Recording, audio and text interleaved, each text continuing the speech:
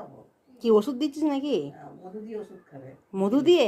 ঘুম থেকে। আরে অপারেশন হয়নি, এখন রক্ত বেরোচ্ছে। ব্যান্ডেজটা করো না গো দাদা। ও ভালো ওষুধটা দিতে ভুলে গেছে। আবার ইনজেকশন করতে গিয়ে চুল ভেঙে গেছে।